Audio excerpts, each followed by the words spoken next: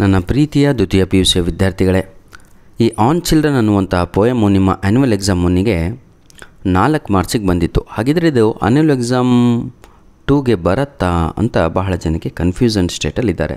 ಹೌದು ಸರ್, ನಿಜವಾಗಿಯೂ ಬರುತ್ತೆ. ನನ್ನ ಪ್ರಕಾರ ಇದು 2 ಮಾರ್ಕ್ಸಿಗೆ ಇಲ್ಲ 3 ಮಾರ್ಕ್ಸಿಗೆ ಬರುತ್ತೆ. 100% ಬರುತ್ತೆ. 2 ಮಾರ್ಕ್ಸಲ್ಲಿರುತ್ತೆ ಇಲ್ಲ 3 ಮಾರ್ಕ್ಸಲ್ಲಿರುತ್ತೆ. 2 ಮಾರ್ಕ್ಸಲ್ಲಿ ಬಂದರೆ ಭಾಳ ಈಸಿ ಕ್ವಶನನ್ನು ಕೇಳಿರ್ತಾನೆ. Bow refers to dash, arrow refers to dash ಅಂತ ಕೇಳಿಬಿಡ್ತಾನೆ. ಬೋ ರೆಫರ್ಸ್ ಟು ಏನು ಹೇಳಿ, parents. Living arrows refers to children. ಇಷ್ಟು ಬರೆದ್ರೆ ಮುಗ್ದೋಯ್ತು, 2 ಮಾರ್ಕ್ಸ್ ಸಿಕ್ಬಿಡ್ತು. ಆದರೆ 3 ಮಾರ್ಕ್ಸಿಗೆ ಕೇಳಿದಾಗ ಈ ಒಂದು ಡಿಸ್ಪ್ಲೇ ಮೇಲೆ ಕಾಣ್ತಾ ಇದೆ ಅಲ್ವಾ, ಇದು ಸಂಪೂರ್ಣವಾಗಿ ತಾವುಗಳು ಕಲಿಬೇಕಾಗಿರುತ್ತೆ. ನೋಡಿ ಸರ್, ಪ್ರತಿಯೊಬ್ಬರ ಹತ್ರ ಆನ್ಸರ್ ಇರುತ್ತೆ, ಪ್ರತಿಯೊಬ್ಬರ ಹತ್ರನೂ ಗೈಡ್ ಇರುತ್ತೆ, ಪ್ರತಿಯೊಬ್ಬರ ಹತ್ರನೂ ಕೂಡ ಟೆಕ್ಸ್ಟ್ ಬುಕ್ ಇರುತ್ತೆ. ಇರುವುದು ಇಂಪಾರ್ಟೆಂಟ್ ಅಲ್ಲ, ಅರ್ಥ ಮಾಡಿಕೊಳ್ಳುವಂಥದ್ದು ಇಂಪಾರ್ಟೆಂಟು. ಪ್ರತಿಯೊಂದು ವಿಡಿಯೋ ಕೂಡ ನಾನು 5 ನಿಮಿಷದಲ್ಲಿ ಒಂದು ಚಾಪ್ಟ್ರನ್ನು ಮುಗಿಸಿ ನಾನು ನಿಮಗೆ ಕೊಡ್ತಾಯಿದ್ದೇನೆ ಇಂಗ್ಲೀಷ್. ಈಗ ರೋಮಿಯೋ ಆ್ಯಂಡ್ ಜೂಲಿಯೆಟ್ 5 ನಿಮಿಷದಲ್ಲಿ ಮುಗಿಸ್ಕೊಟ್ಟಿದ್ದೇನೆ.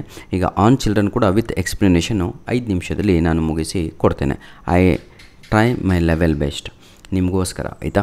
ಬನ್ನಿ, ಪ್ರತಿಯೊಂದು ಪೋಯಮ್ಗೂ ತಾವುಗಳು it is A beautiful poem ಅಂತ ಬರೆಯುವಂಥದ್ದು ಒಂದು ರೂಢಿಯಾಗಿದೆ. No problem. ಬಹಳ ಇಂಗ್ಲೀಷಲ್ಲಿ ಪರ್ಫೆಕ್ಟ್ ಇರೋರು ದಯವಿಟ್ಟು ಆನ್ ಚಿಲ್ಡ್ರನಿಗೆ ಬ್ಯೂಟಿಫುಲ್ ಅಲ್ಲ, ಅದನ್ನು ನಾವು ಫಿಲಾಸಫಿಕಲ್ ಪೋಯಮ್ ಅಂತ ಬರೀಬೇಕಾಗತ್ತೆ, ಆಧ್ಯಾತ್ಮಿಕ ಅಂತ, ಆಯಿತಾ? ಬನ್ನಿ, ಆನ್ ಚಿಲ್ಡ್ರನ್ ಅಂತ ಬರೆದ ತಕ್ಷಣ ತಾವುಗಳು ಎಲ್ಲಾದರೂ ಬರೀರಿ ಆನ್ಸರಲ್ಲಿ. ಅದಕ್ಕೆ ಡಬಲ್ ಇನ್ವರ್ಟೆಡ್ ಕಾಮವನ್ನು ಹಾಕಬೇಕು. ಆನ್ ಚಿಲ್ಡ್ರನಲ್ಲಿ O ಕ್ಯಾಪಿಟಲ್ ಇರಬೇಕು, C ಕೂಡ ಕ್ಯಾಪಿಟಲ್ ಇರಬೇಕು. ಏನು ಸರ್, ಚಿಕ್ಕ ಮಕ್ಕಳ ರೀತಿ ಹೇಳ್ತಾ ಇದ್ದೀರಾ ಅಲ್ರೋ? 80 ಮಾರ್ಕ್ಸಿಗೆ ಎಕ್ಸಾಮಲ್ಲಿ ಎಷ್ಟರೋ ನಿಮಗೆ ಕೊಟ್ಟಿದ್ದಾರೆ? 50, 55, 60. ಆದರೆ ನೀವು ಬರೆದಿದ್ದೆಷ್ಟಕ್ಕೆ? 80ಗೆ. ಏನೆಲ್ಲ ತಪ್ಪು ಮಾಡಿದಿರಿ? ಇದನ್ನು ನಾವು ಕರೆಕ್ಷನಿಗೆ ಹೋಗಿ ಬಂದಿದ್ದೀವಿ, ಸ್ವಲ್ಪ ಅರ್ಥ ಮಾಡ್ಕೊಳ್ಳಿ.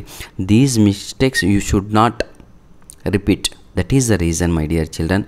ಕೊರಿತಾ ಇದ್ದೀನಿ ಅನ್ಕೋಬೇಡಿ, ಆಯಿತಾ? ಬನ್ನಿ, on children is a philosophical poem written by Khalil Gibran. ಬರೆದು ಪ್ರಾಕ್ಟೀಸ್ ಮಾಡಿ. The theme of the poem. ಹಾಗಿದ್ರೆ ಈ ಪದ್ಯದಲ್ಲಿ ಎದ್ರ ಬಗ್ಗೆ ಹೇಳಲಾಗಿದೆ? The theme of the poem is relationship between parent and the children. Clear my dear children? Very good.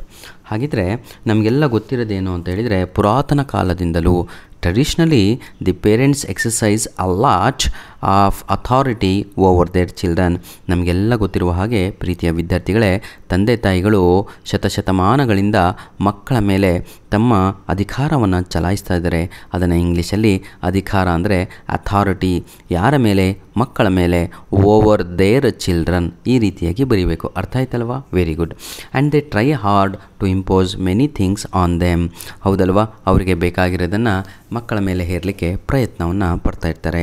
It is just because they have given birth to them. ಇಷ್ಟೆಲ್ಲ ತಂದೆ ತಾಯಿಗಳು ಯಾಕೆ ಮಾಡ್ತಾಯಿದ್ದಾರೆ ಅಂದರೆ, ನಾವು ಮಕ್ಕಳನ್ನ ಹುಟ್ಟಿಸ್ಬಿಟ್ಟಿವಲ್ಲ, ಅವ್ರಿಗೆ ಏನಾದರೂ ಒಂದು ಜೀವನವನ್ನು ರೂಪಿಸಬೇಕು. ದೇ ಆರ್ ಅವರ್, ಹೌದಲ್ವಾ? ನಮಗೆ ಸಂಬಂಧಪಟ್ಟವರು. They belongs to us, we are the leaders ಅಂತ ಈ ರೀತಿಯಾಗಿ ಇದೆ. ಹಾಗಾಗಿ ಪ್ರವಾದಿಯವರು ಈ ಒಂದು ಪದ್ಯದಲ್ಲಿ, ಪ್ರವಾದಿ ಅಂದರೆ ಪ್ರೊಫೆಟ್, ನೆನ್ಪಿಟ್ಕೊಳ್ಳಿ. ಹೀಗೆ ಬರೀಬೇಕು ನಿಮ್ಮ ಒಂದು ಆ್ಯನ್ಯುವಲ್ ಎಕ್ಸಾಮಲ್ಲಿ. ದಿ ಪ್ರೊಫೆಟ್ ಸೇಸ್, ಏನಂತ ಹೇಳ್ತಾರೆ? Says to the parent, O parent, these children don't belong to you ಅಂತ. Clear? Your children are not your children.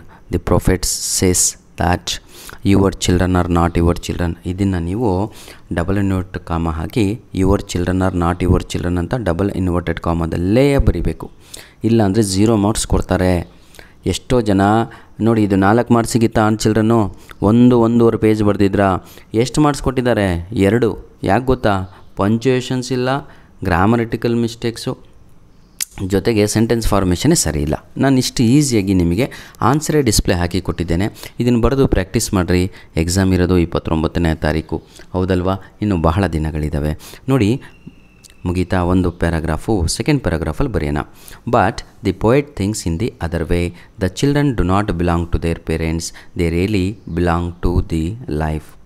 The parents cannot own or claim their rights over the children. Though the children came from the parent, but they don't belong to them. The parent can give birth. ಹೌದಲ್ವಾ? ನೋಡಿ ಎಂಥ ಮಾತನ್ನು ಹೇಳ್ತಾರೆ ಅಂದರೆ, ಇಲ್ಲಿ ಪ್ರವಾದಿಯವರು, ಕವಿಯವರು,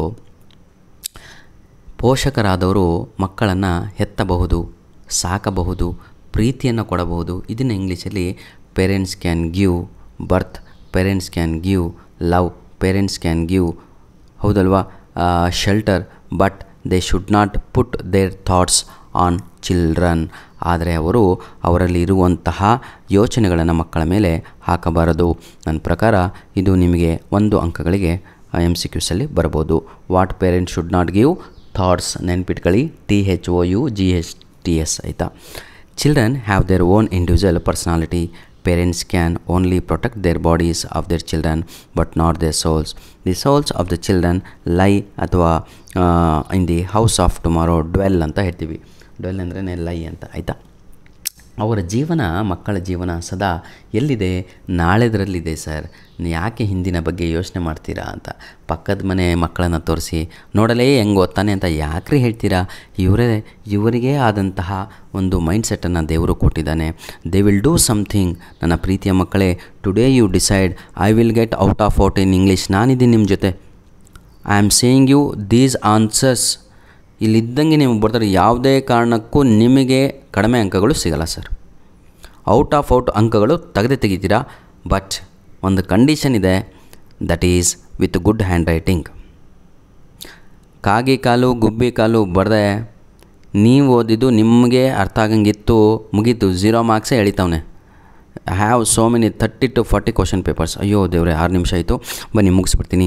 the children belong to the future, not to the past. The future never stays with yesterday.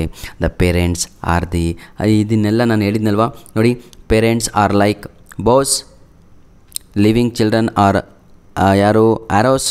The god refers to ಯಾರು? Archer, who sees always a path of infinity, and therefore parents should act like the guiding lights to the children. ಹಾಗಿದ್ರೆ ತಂದೆ ತಾಯಿಗಳ ಕೆಲಸ ಏನು? ಹಾಗಿದ್ರೆ ಹುಡಿಸಿ ಕೈ ಬಿಟ್ಟುಬಿಡೋದಾ? ಅಲ್ಲ. ತಂದೆ ತಾಯಿಗಳ ಕೆಲಸ ಏನು ಅಂತ ಹೇಳಿದರೆ, they should put light in the light of in the life of children. ಮಕ್ಕಳ ಜೀವನದಲ್ಲಿ ಬೆಳಕನ್ನು ಚೆಲ್ಲಬೇಕು. ಅಂದರೆ ಪ್ರೀತಿಯಿಂದ ಮಾತಾಡಿಸಬೇಕು, ಪ್ರೀತಿಯಿಂದ ಇದಳೋ ಮಗ ಅನ್ನಬೇಕು. ಏ ಹಂದಿ ಮಕ್ಕಳಂಗೆ ಅಂತ ಬೈಬಾರ್ದು. ಮಕ್ಕಳ ಮನಸ್ಸು ಭಾಳ ಚಿಕ್ಕದು ಕಣ್ರಿ. ಆದರೆ ಈ ಜನ್ರೇಷನ್ ಬಿಡಿ, ಹಂದಿ ಅಲ್ಲ, ಕೋತಿ, ಹಂದಿ, ನಾಯಿ ಏನು ಬೈದರೂ ಬೈಕಳ ಮಗನೇ ಅಂತ ಇರ್ತವೆ. ನೀವು ಇಷ್ಟೇ ಸರ್ ಪೋಯಮು, ಮತ್ತೇನೂ ಇಲ್ಲ. ಧನ್ಯವಾದಗಳು. ನಿಮ್ಮ ಪ್ರೀತಿ ಸಹಕಾರ ಹೀಗೆ ನಮ್ಮ ಜೊತೆ ಮುಂದೆ ಹೊರೆಯಲಿ. All the best. ಚೆನ್ನಾಗಿ ಓದಿ, ಚೆನ್ನಾಗಿ ಎಕ್ಸಾಮನ್ನು ಬರೀರಿ. ಒಳ್ಳೆ ಹ್ಯಾಂಡ್ ರೈಟಿಂಗು. ಧನ್ಯವಾದಗಳು.